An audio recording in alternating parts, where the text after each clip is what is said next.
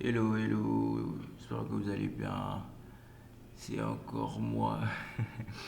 Donc aujourd'hui, je vais vous présenter les listes. Je pense que c'est l'une des collections Python qui sont les plus utilisées. En tout cas, moi, c'est l'une des collections que j'utilise le plus. Parce que déjà, elle est embarquée avec plusieurs méthodes qui sont, voilà, qui nous permettent de faire les traitements. Elle me rappelle un peu les... Bon, elles sont carrément équivalentes au tableau en JavaScript. Et donc, elle vient avec plusieurs méthodes embarquées. Une liste tout simplement pour la déclarer. On utilise des parenthèses et on sépare par des virgules. Est-ce que vous voyez? Donc, je vais mettre 43 ici pour que ça soit un peu. Voilà. Et donc, c'est ça une liste en Python. Aussi simple que ça. Donc, j'affiche ma liste. Tout simplement, ça m'a affiché les éléments.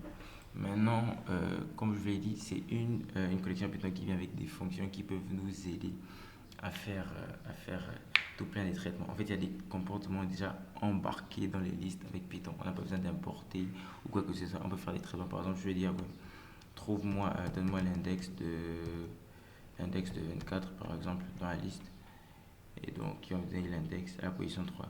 0, 1, 2, 3. On peut également, comment je vais dire, hmm, je pense que je vais mettre get.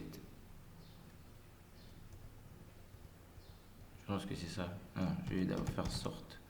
Je vais donc, mettre la liste dans un ordre, du plus petit au plus grand. Ah ouais, parce que je dois pas l'afficher directement.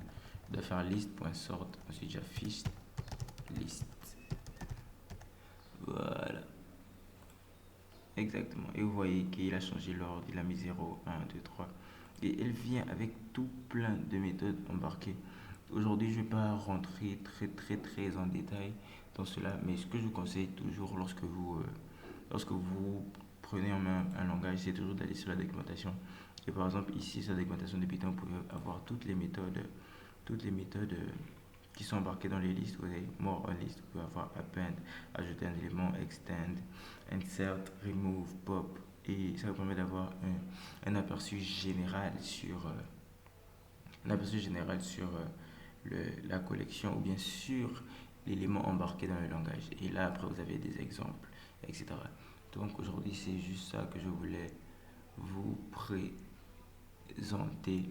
Et donc, on se retrouve pour la suite. Je pense qu'après, on va parler des 7, la collection 7 en Python.